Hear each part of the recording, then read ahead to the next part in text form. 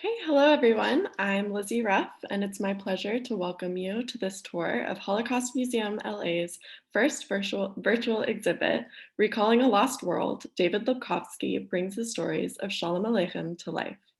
Holocaust Museum LA is the first Holocaust museum in the United States, founded by survivors in 1961 who wanted to create a safe place to display their precious artifacts in perpetuity and to remember their family members and loved ones who had perished. Today, the museum continues to provide free Holocaust education to students and visitors from across Los Angeles, the United States, and the world, fulfilling the mission of our founding survivors to commemorate, educate, and inspire. Holocaust Museum LA brings you programs like today's at no charge. If you are enjoying our programs, we ask that you consider supporting our work by going to holocaustmuseumla.org to make a donation. Before we get started, I would like to encourage everyone to ask questions at any time. You may do so by typing them into the Q&A box at the bottom of your screen, and our docent will have the opportunity to answer as many questions as possible at the end of their tour. And now, it's my pleasure to introduce Holocaust Museum LA docent Connie Marco, who will lead today's tour.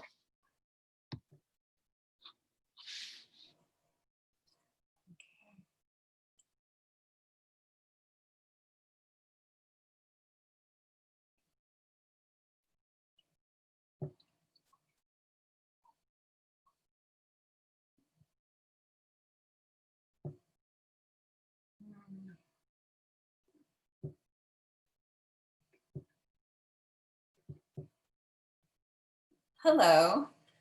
Hi, everybody. My name is Connie Marco, and I have been a part of this museum for many years now. I actually met my husband at the Los Angeles Museum of the Holocaust 31 years ago. And so I'm a child of survivors, as is my husband. Both my parents and his parents were survivors. My mother was from Hungary, my father was from Germany, and his parents are from Poland. And this is a very special place for me.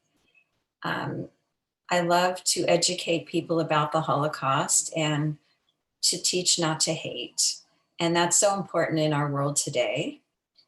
This museum is in Los Angeles. I wish you all could come. And normally I give indoor tours, and it's in a park called Pan Pacific Park. And it's this is how it looks. It's kind of part of the park, and nobody really notices it.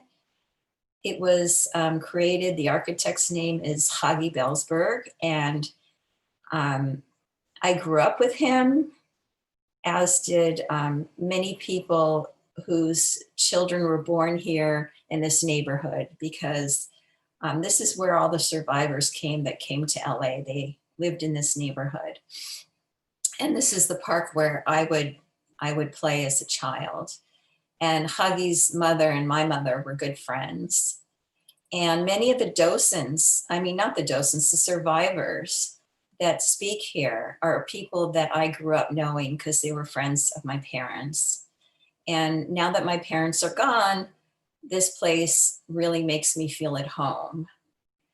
And I wanted to share with you the story of the Holocaust through the museum and the different rooms in the museum that normally we would visit in person.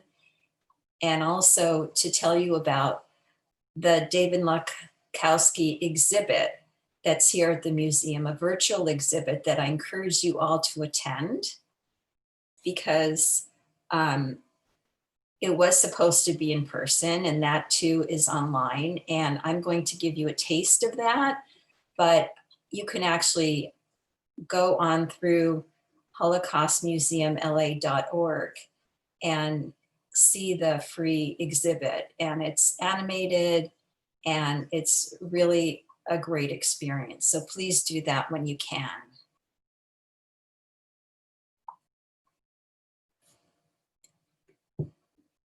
So this museum is very unique in its structure.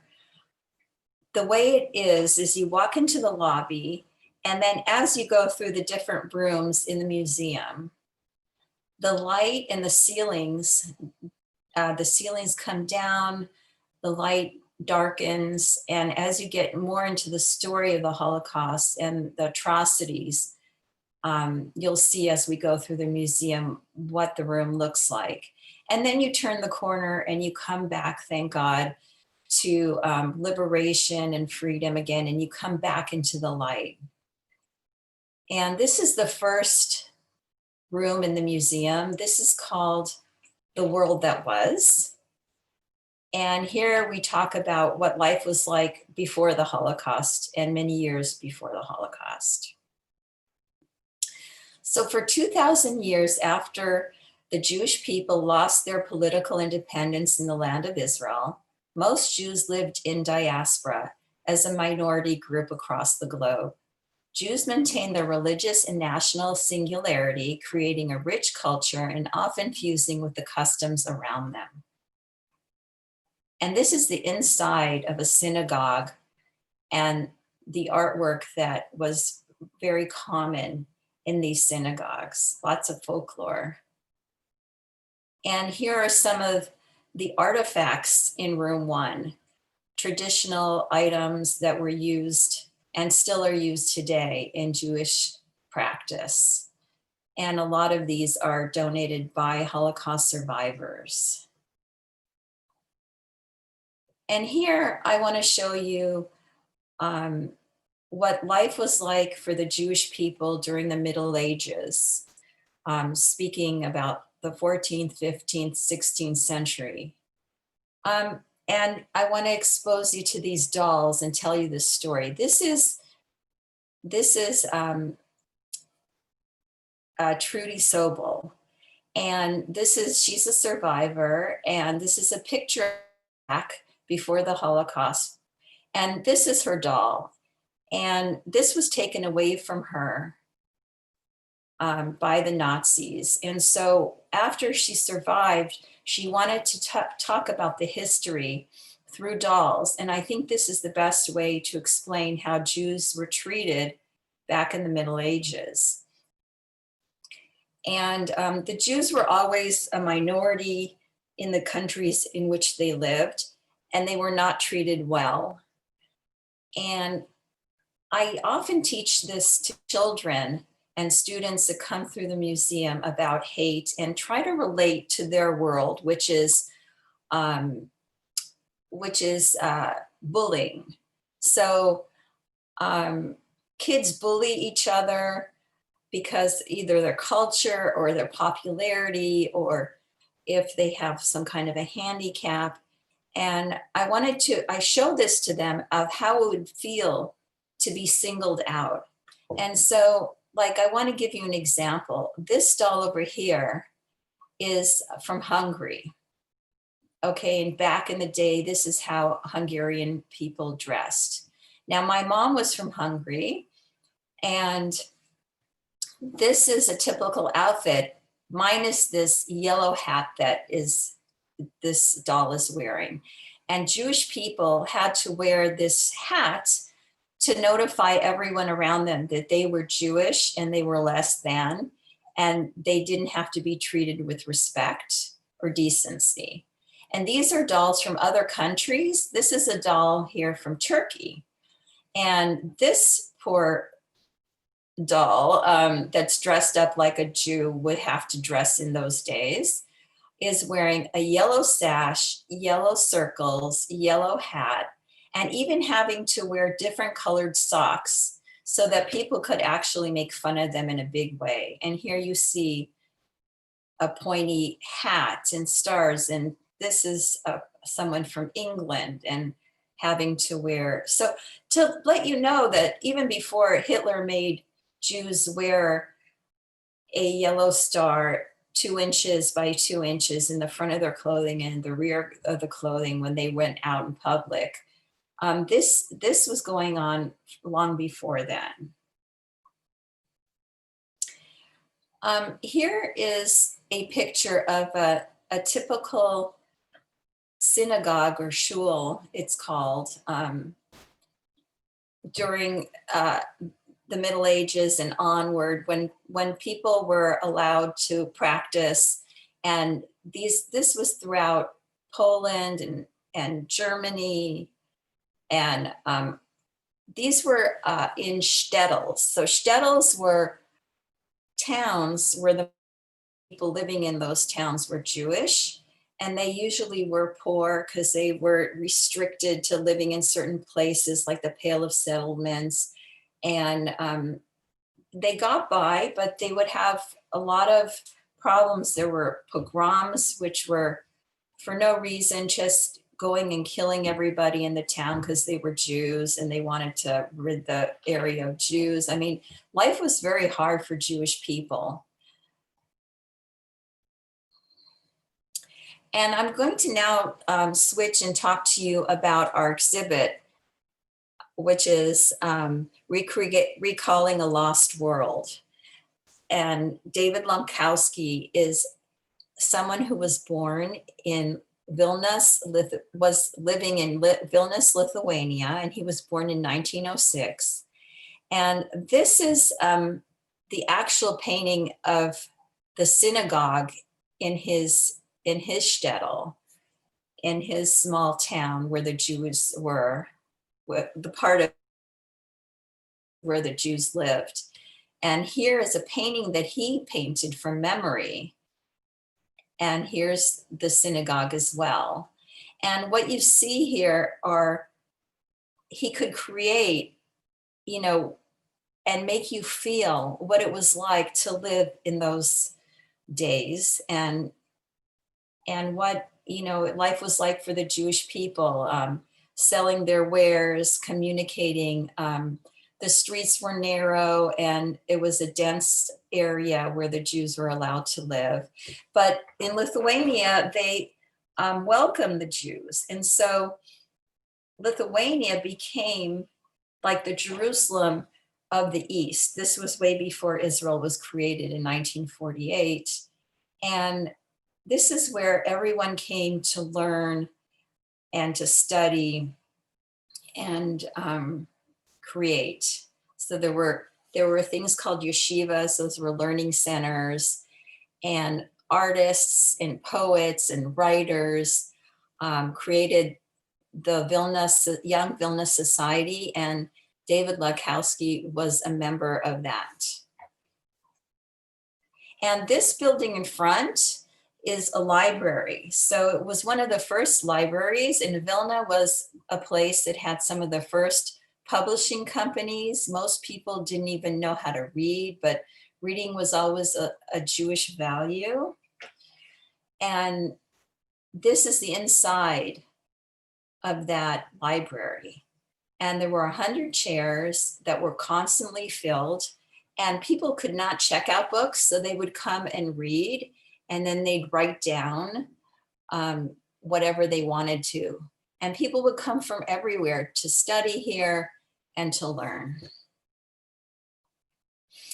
David Luckowski created drawings of everyday life and what it was like for people. And so here you have a picture of ladies conversing. And now I want to tell you about Sholem Aleichem. Sholem Aleichem was born in 1859. Now, David Labkovski was born in 1906. So David Labkovski was only 10 years old, actually, when Sholem Aleichem died in 1916. So he never knew him, but he became the illustrator of Sholem Aleichem's writings. And Sholem Aleichem was kind of like David in a way, because he created the world that was, and he wrote humorous stories depicting everyday life of Jews in shtetls. And David was born in a shtetl, and so was Sholem Aleichem. Sholem Aleichem was the Ukraine in a shtetl, and he was born to a rich family. And in those days, people spoke Hebrew and wrote in Hebrew, but he decided to write in Yiddish because Yiddish was the language of the common people. And he even changed his name so his father, who was a scholar also, would not know. So his real name was Solomon Rabinovich, and he changed it to Sholem Aleichem.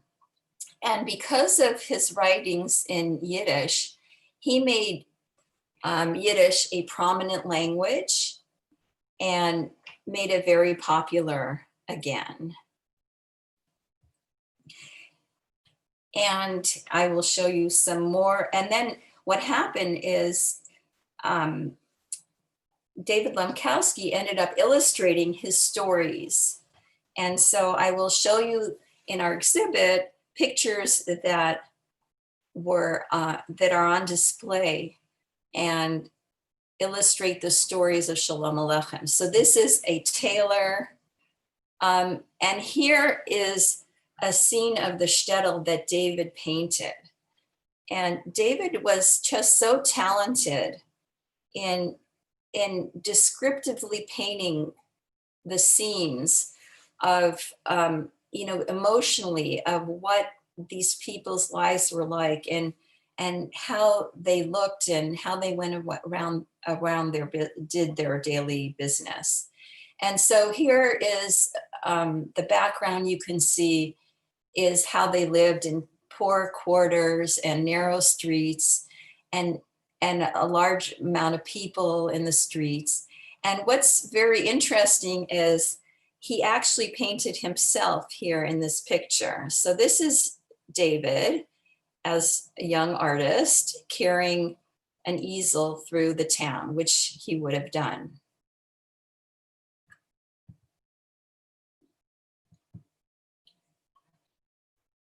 And here is this that David created of Sholem Aleichem's characters in his stories.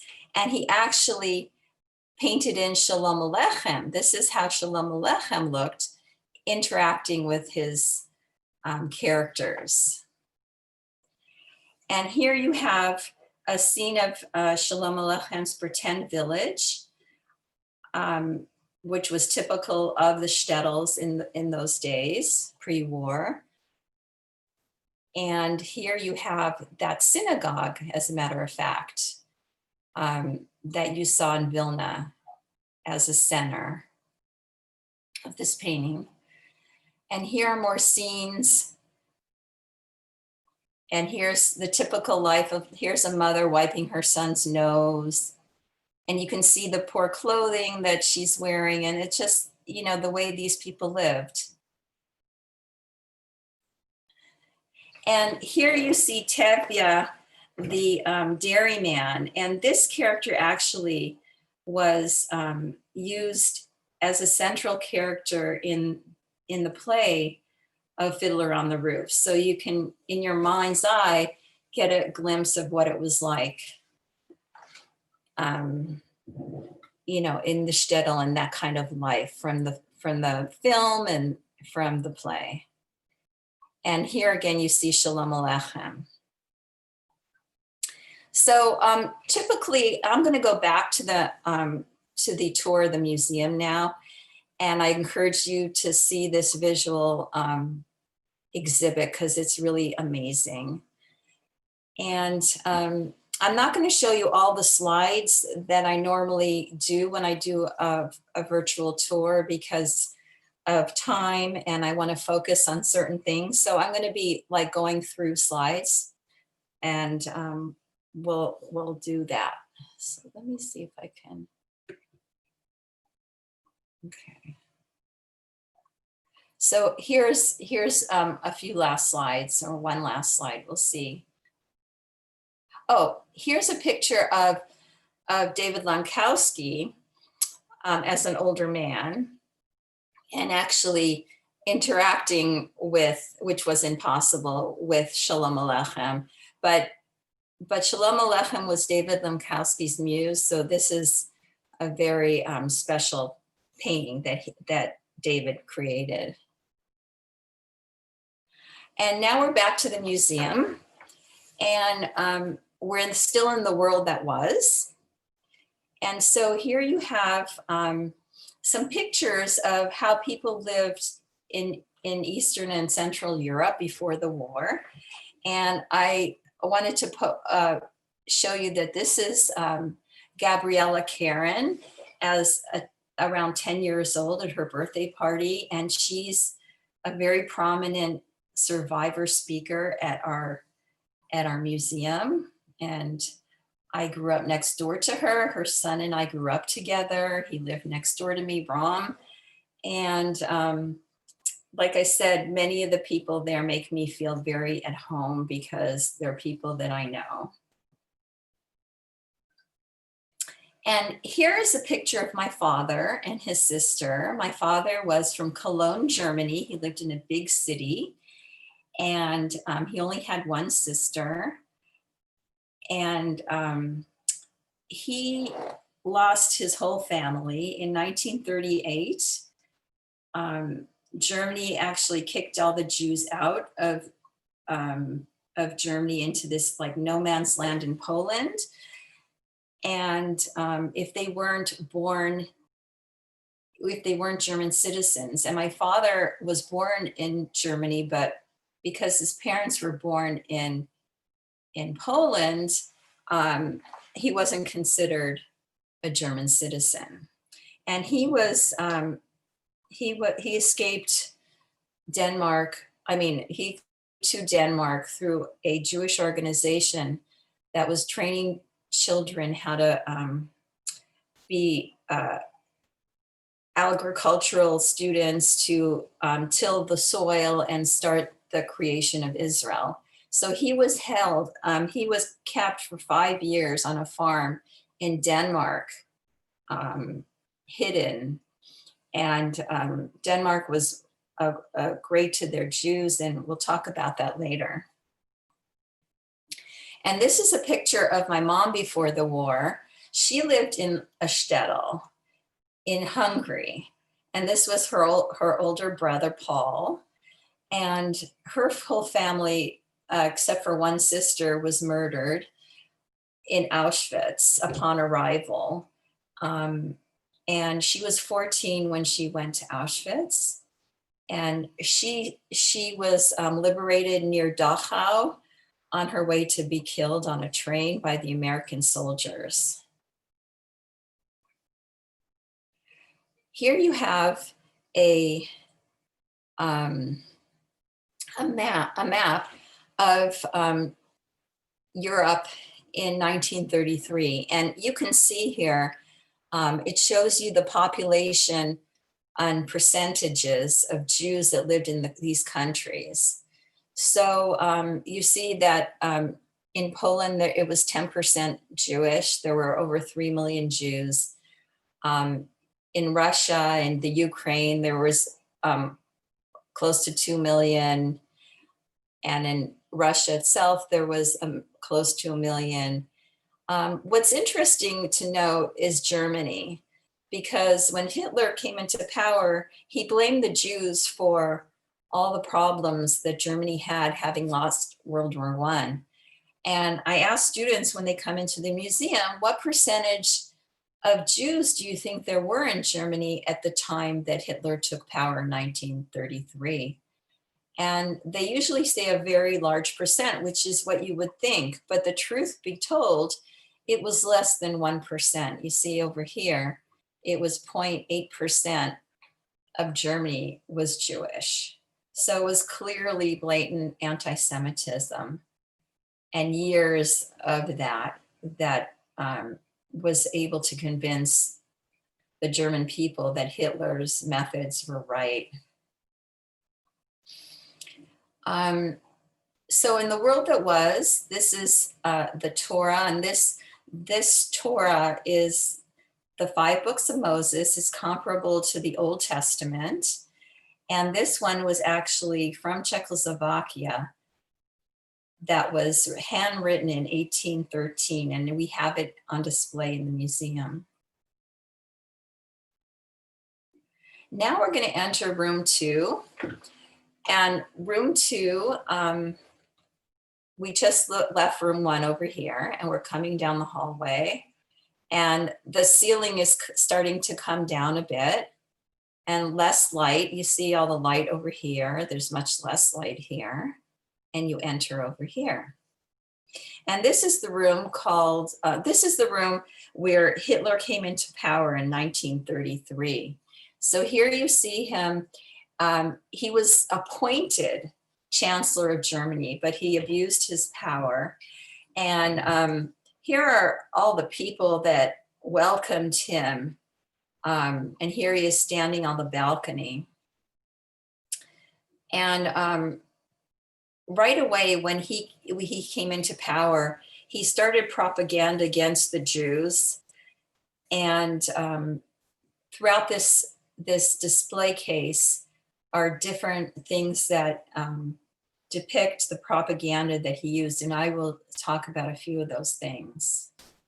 So in 1935, Hitler instituted the Nuremberg laws, which stripped Jews of their German citizenship and forbade them from intermarrying, and slowly but surely took away privileges from the Jewish people.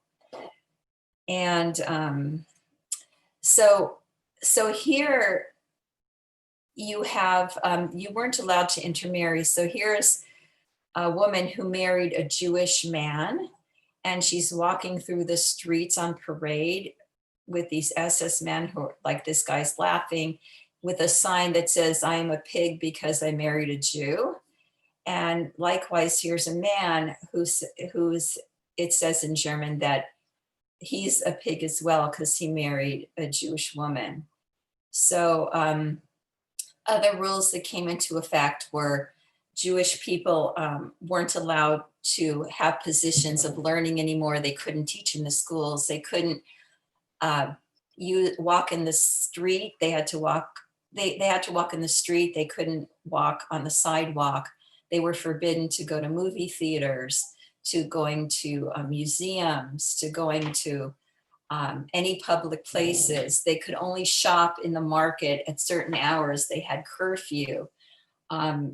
Life became very, very hard for Jewish people, and they had to start wearing a star, and they could be killed or beaten for not wearing the star. So it was mandatory for Jews to do that.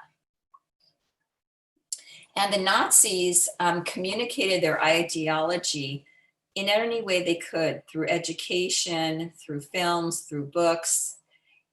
And they targeted all ages and backgrounds of Jews. And it came to a point where they were even forbidding Jewish people to go to the university or to go to school. So like my mother at 10 years old went to school one day, and she was told to take her things and go home because she was no longer enrolled in her school, and she could never attend again because she was a Jew. And that was at 10 years old. And I really wanted to focus on this item in this room because this was written, these books were written by school teachers. And at this point, there were no Jewish students going to school any longer. And this is the propaganda they were sharing with these students from 1935 on.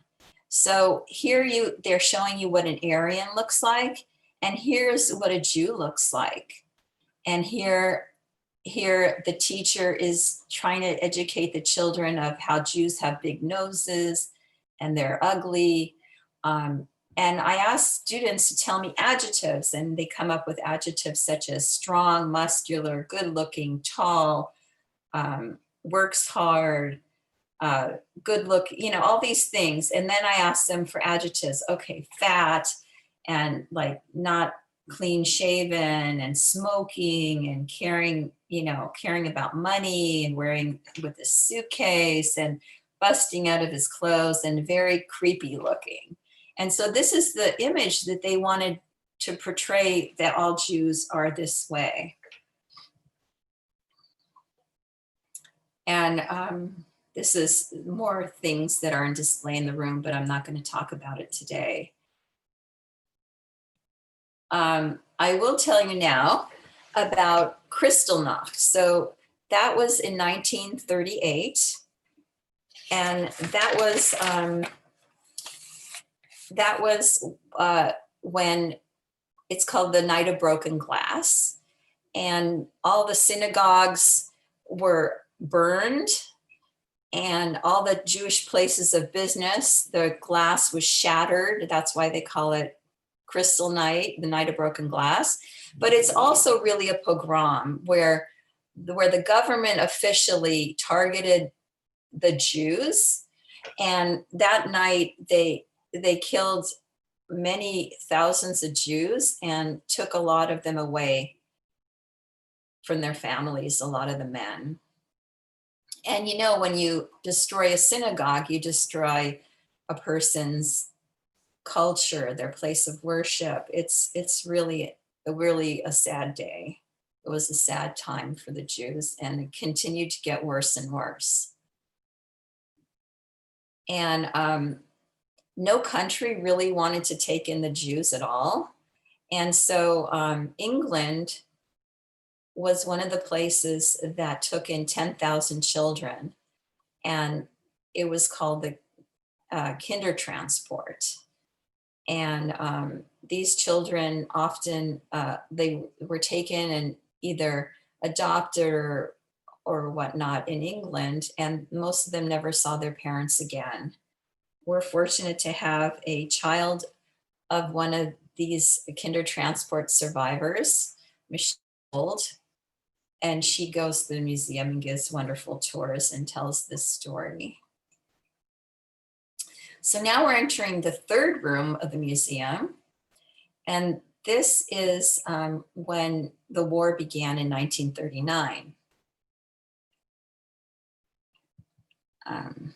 So Hitler invaded Poland, September 1st, 1939. And he chose to invade Poland because it was the country next door, and he believed their army was not strong, which was certainly correct, because after 17 days, he took control over Poland. And let's see here. And what he did is he forced the Jews to leave their homes and to go to often the poor side of town and be forced into ghettos where hundreds of thousands at times at some of the big ghettos housed these Jewish people. And there wasn't enough food or clothing or medicine in these towns. And my family, my mother's side of the family, was in the Warsaw Ghetto. Oops. And my husband's family was in the Lodz Ghetto down here. And my husband's family lived in this ghetto for 4 years. And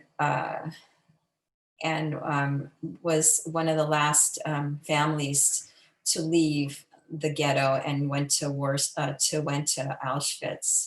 from the death camp of Auschwitz.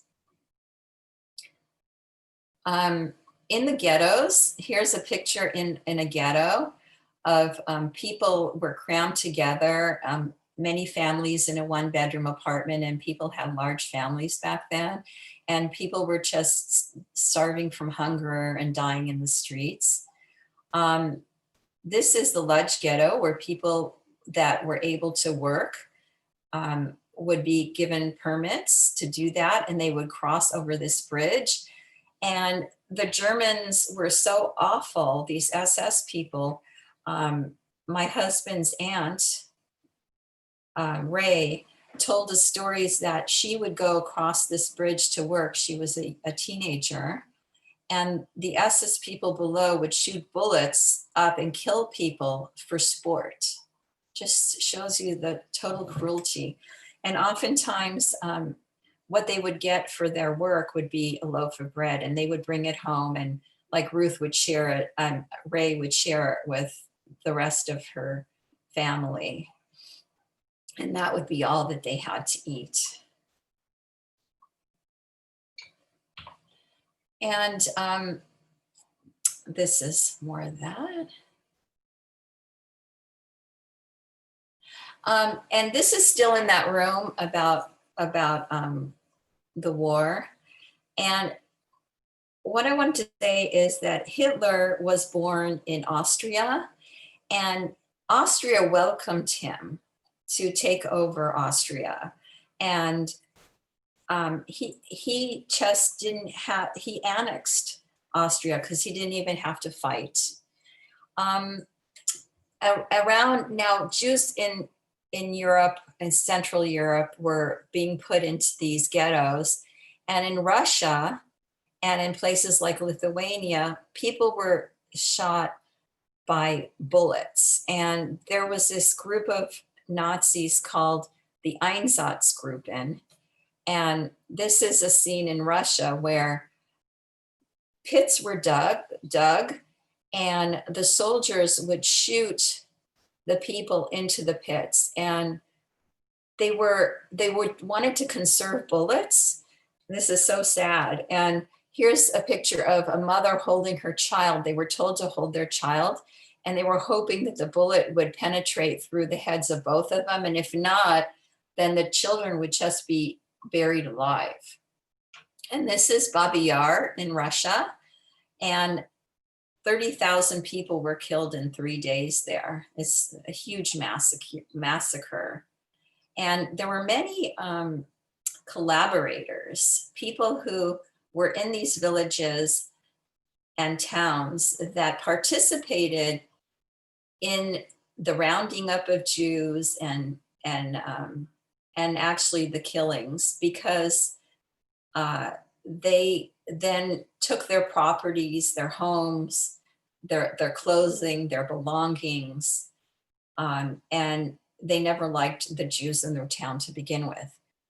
There were a lot of people who were helping the Jews, and we'll talk about them later. But in order to do this kind of destruction and to go into so many countries, the Nazis couldn't have done it on their own. They needed the help and collaboration of people in those countries, and they had many.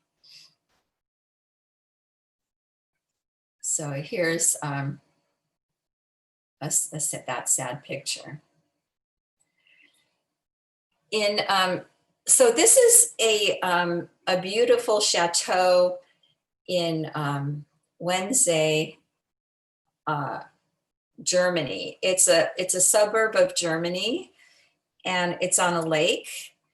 And in 1942, in January of 1942, there was the Wannsee Conference where all these perpetrators met. And what was unique about this, or very horrible about this, is half these people were not just Nazis, but they were German officials, like head of transportation. And what they wanted to do is to find a way of getting rid of the Jews, and the Jewish problem is what they called it. But the truth be told is that was already going on prior to this. This was just to make it official. And a lot of these people were very learned men. They had PhDs, but it just goes to show you that if you have a PhD doesn't mean you're a good human being. That's being a good human being comes from the heart. And there were people that were good human beings. And these people, in spite of their education, were not. The Jewish school that my daughter went to, Bruce Powell would always say that just because you have a PhD doesn't mean that you're not an SOB. And that was truly the case here. And here is this beautiful, beautiful Alonse Palace that this took place in on the lake.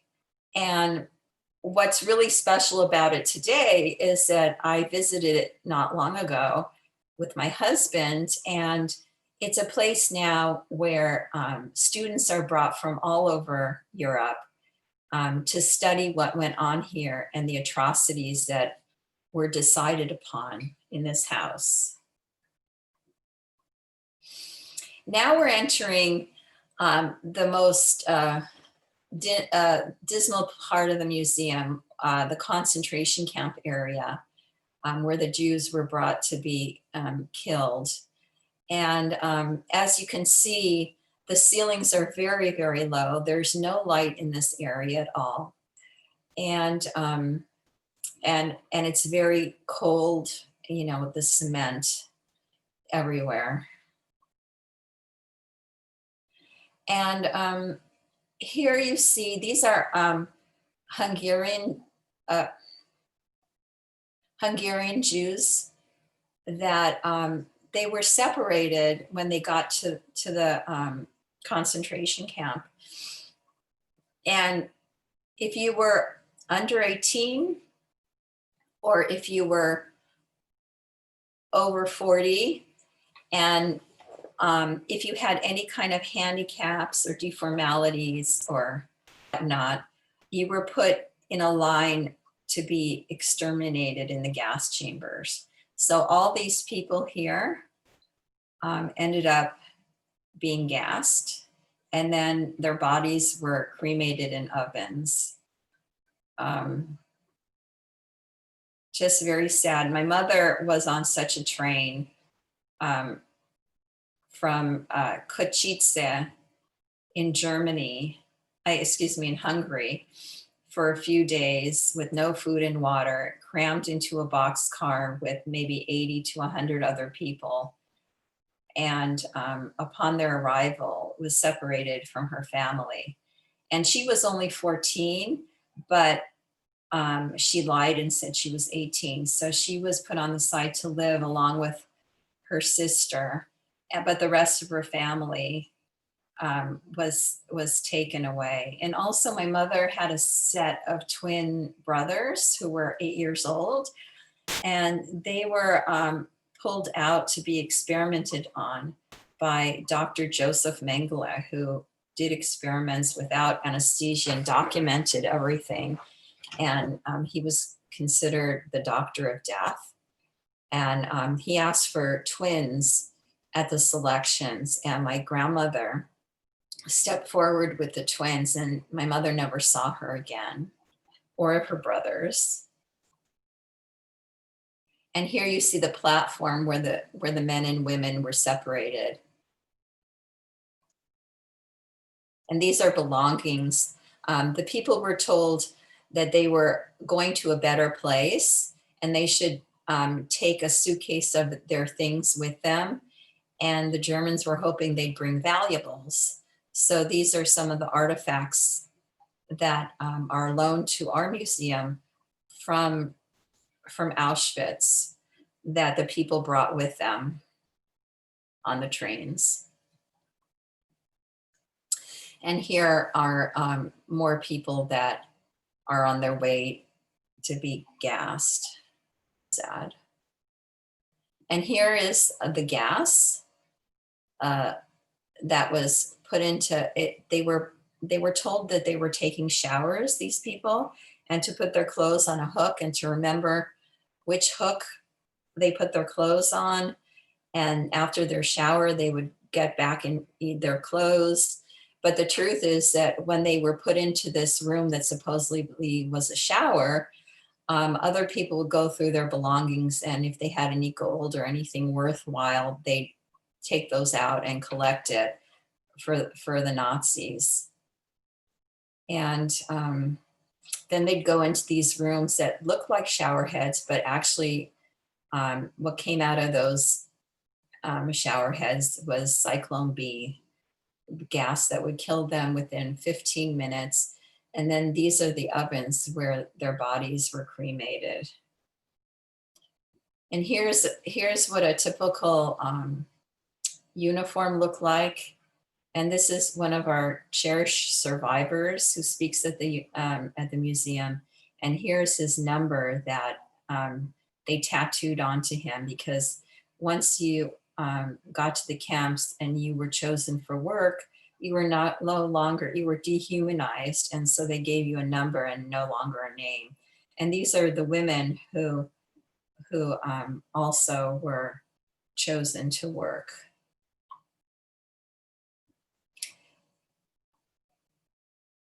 And now I'm going to tell you about this room. So this room is a very special room. This is the room called The Righteous Among the Nations. And remember how I told you there were so many good people that risked their lives and lost their lives because they wanted to help their fellow man, and they risked everything for Jews. And so many of you are familiar with Anne Frank. This is Anne Frank, and this is Meeps, who kept her family alive. And all throughout this room, you see people, and we give out these headphones, and you can hear detailed stories about what they did to save Jews.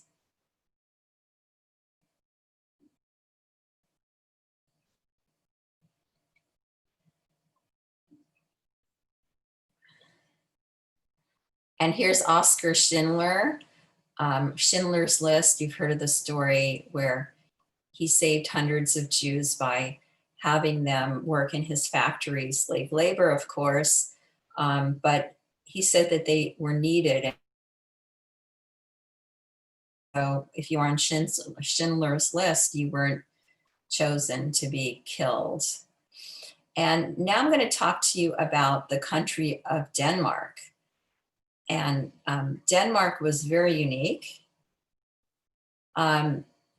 because they really believed in taking care of their people. They didn't look at Jews as being different from themselves. They looked at the Jewish people that lived among them as citizens like themselves. And what happened is the Nazis needed Denmark because Denmark would supply all the dairy and meat to the soldiers in the field.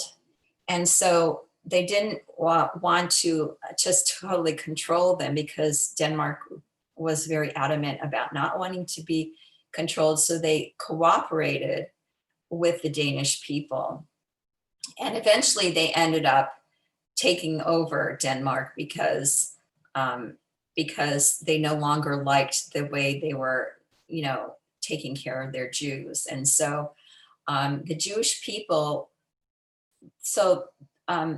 actually they heard that there was going to be a raid, round up all the Jews. There were about 7,500 Jews living in Denmark at the time. And through the church, it was spread that, that this was going to happen in October, October here, it says 1st and 2nd. I thought it was later, like the 10th, but it doesn't matter. And what happened is the head of the church told the head rabbi of Copenhagen about this. And so it was right around the Jewish New Year, Rosh Hashanah. And so prior to that, he told all the congregants that on Rosh Hashanah, they were going to round up the Jews in the synagogue. So nobody should come to synagogue and everybody should go into hiding. And the Danes themselves raised money and ferried the Jews across the water to Sweden at the risk of their own lives. And my father was actually told by the farmer in the place where he was hiding to go to Copenhagen because he had heard about it at his church service.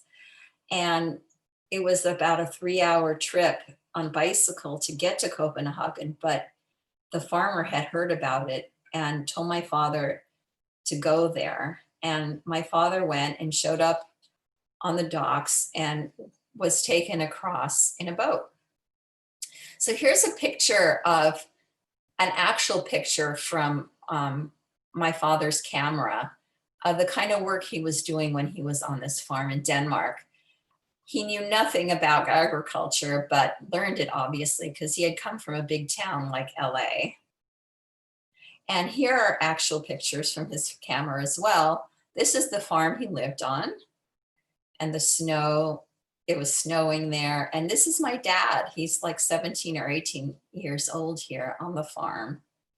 Very special picture. He looks just like my brother does today.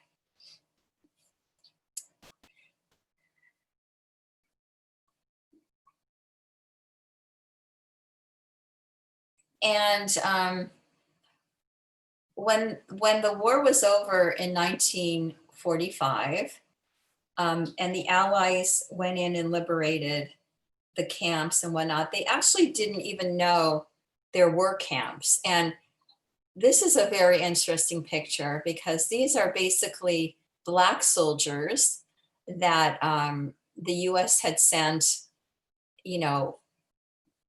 to Poland and Denmark. And they were shocked when they came into the camps, and this is what they saw. They were absolutely shocked. And over here in this picture, this is how the bunkers looked inside. This is where the people slept. 4 rows, no pillows, no blankets, people very close to one another, and were starving. And this actually is Elie Wiesel right here, the writer. And it was documented by American soldiers taking pictures. And as a matter of fact, Eisenhower said this. He said, "I made the visit deliberately in order to be in a position to give firsthand evidence of these things if ever in the future there develops a tendency to charge these allegations merely to propaganda." So here he is, and documenting what is so true today, that people who hate Jews are denying the Holocaust and saying it was all a propaganda ploy. And so that's why this is so necessary to have this documented. And at our museum, we have quite a documentation, an oral history documentation of over 50,000 survivors in over 50 countries. And these oral histories are like 2 and 3 hours long. And this is called the Tree of Testimony, where students can learn, and you can access this through the Shoah. Steven Spielberg interviewed many people. And this is also my husband's parents, Ben and Sally Marco, have their testimonies on this tree as well. I do want to tell you that my mother and father were both orphaned, and they found their ways after the war to Israel in 1952. And if there was no Israel, there would be nowhere for them to go. They were taken in Israel, and they met each other at a wedding and got married in Israel, in Tel Aviv. And I have many relatives who live in Israel because their parents went to Israel as well after the war. And then my parents immigrated to Los Angeles. They were sponsored by my father's German relative, his uncle, who immigrated in the early 1900s. And so that's my story. And this is my lovely museum and the wonderful David Labkovski project, which I'm a board member of. And I hope you enjoyed my tour.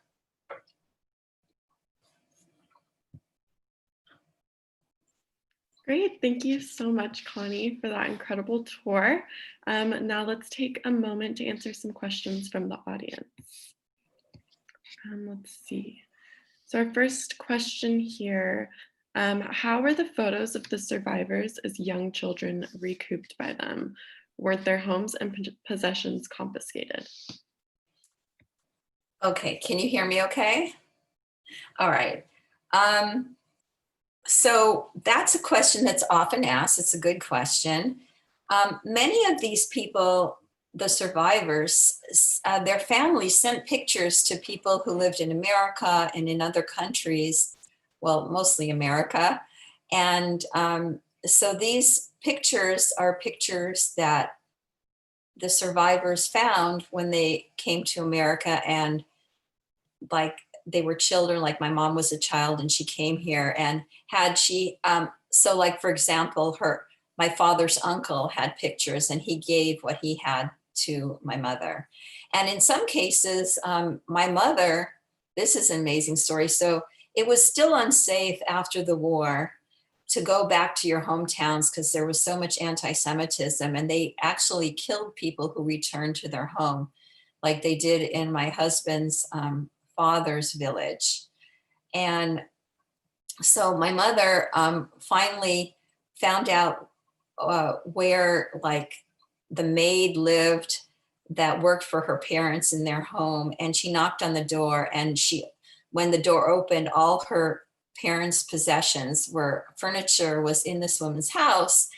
And she looked at my mother with terror in her eyes. And my mother says, "All I want are the family pictures."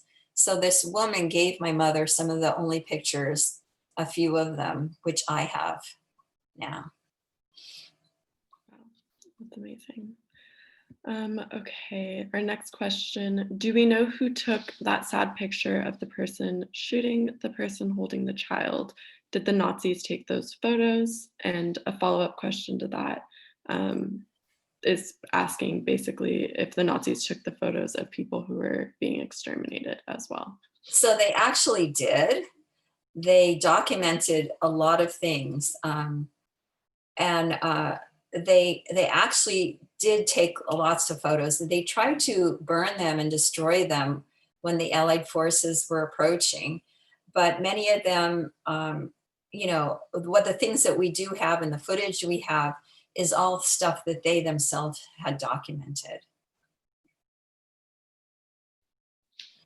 Great, thank you.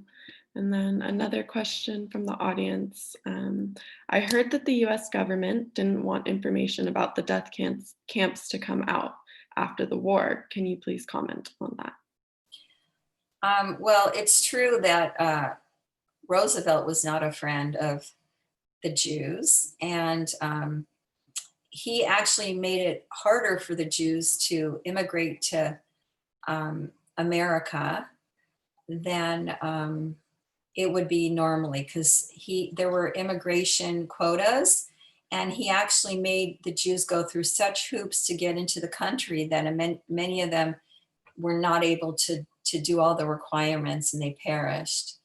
And so and the Roosevelt had also people who were advising him,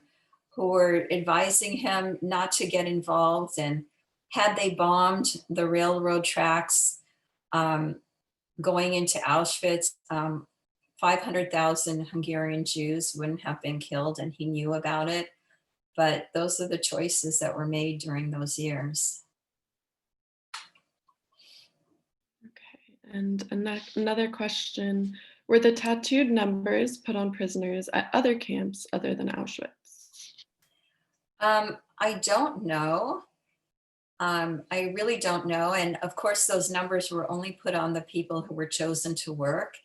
And then when my mother arrived, the Hungarian Jews arrived, they were arriving in such masses because it was already the spring and summer of 1945. And instead of Hitler making his troops go to the fronts, he still was hell bent on killing Jews. And so when my mother arrived, they didn't tattoo the people who were chosen to work because they just couldn't keep up with the numbers of people arriving. Okay, thank you. And our final question here, did the painter David Labkovski know Chagall? Do you know? That's a great question. And yes, he did. Um, so David Lenkowski uh, was such an amazing painter. And he was uh, a student in Leningrad at the Academy of Art. And it was a very prestigious art school, and he attended that. But prior to that, he worked at the Yiddish theater, and there he met Chagall, and him and Chagall were painting backdrops to plays. And so, yeah, they did know each other. I mean, I don't know if they knew each other, but they worked in the same place at the same time. And David Lankowski was pulled out of art school and constricted into the Red Army. And he was thrown into the Lubyanka jail. And then he was taken to the Gulag, where he was imprisoned, and he became the tattoo artist. And in order to stay alive, he would paint the guards, loved ones and whatnot. And that allowed him to survive the harsh winters there. And after being there about 7 years, he was released and went back to Vilna and saw the total destruction and ruins that were left behind. And he painted that too. And what I do want to say is that when he immigrated to Israel, he lived in the artist colony of Sfat. And he donated a lot of his paintings and created a museum in Ramat Gan that exists today. It's now the Ramat Gan Municipality Center. He created this in 1988. And it's called now Yad Habanim, and it's the Institute for Art and Culture. And I've been there. And if you're ever in Israel and when things open up again, it's beautiful to see these paintings, his actual works. He donated 100 paintings to the museum. Well, thank you so much again. Unfortunately, we are out of time. I'd like to encourage everyone to further explore the exhibit. You can find it by going to our website at holocaustmuseumla.org and clicking on the exhibits tab. I also invite you to join us on Tuesday, December 8th at 11 a.m. for a special pre-Hanukkah klezmer program. The program will feature live klezmer music by violin and accordion troubadours Janice Mautner, Markham, and Melinda West, as well as a special guest from the Jewish Youth Orchestra. We will also discuss the connection between the klezmer tradition and the Eastern European Jewish culture painted by David Labkovski. You can find more information about all of our virtual events on our website. And thank you again to Connie and to everyone for joining us today. Take care, and we hope to see you again soon. Thanks.